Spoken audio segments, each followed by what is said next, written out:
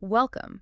You're here because, like us, you want to get beyond the headlines fast. Exactly, to really understand what's happening. So today, we're doing a deep dive into those really significant wildfires near Jerusalem. We've got the key reports right here. And the goal is to pull out what truly matters, understand the real impact. Right. So let's start with the big picture. A national emergency declared. Yeah, that's serious, not just a small fire. No, these were described as massive wildfires spreading through the Judean mountains. That's right near Jerusalem. Mm. The reports mention over 3,000 acres burned. 3,000. That's a lot of land. It really is a huge environmental hit. And the immediate human impact. Villages evacuated. Yeah, forced evacuations, people had to leave their homes. And then the roads. Highway 1, the main route between Jerusalem and Tel Aviv. Closed, which, I mean, that's major disruption. Think of the commuters, the logistics. Huge knock-on effects, yeah. And health impacts, too. Definitely. At least 13 people were hospitalized. Smoke inhalation, mostly. Right. It shows how quickly these things affect people directly, even if they're not in the immediate fire zone. Exactly. The smoke travels. And the timing.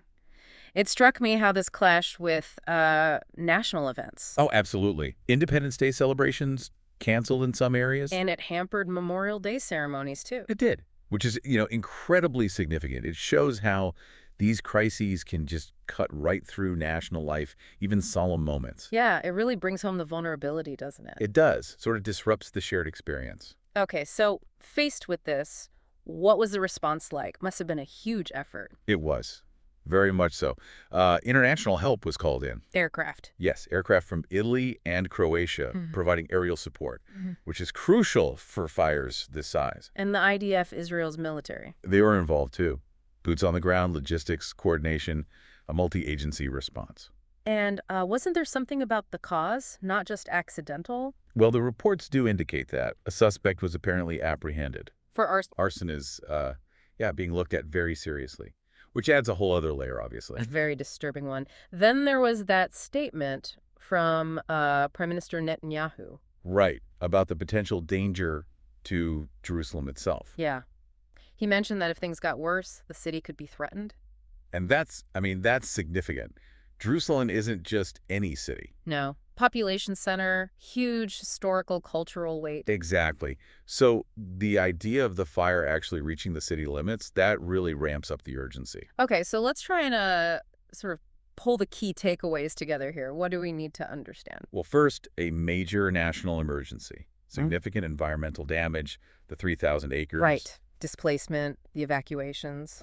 Major infrastructure disruption, the road closures, the health impacts. And the response was big international involvement. Yes. And then there's the arson investigation, that angle. And looming over it, that potential threat to Jerusalem itself. That potential, yeah. It summarizes the gravity of it. It really does show how interconnected things are.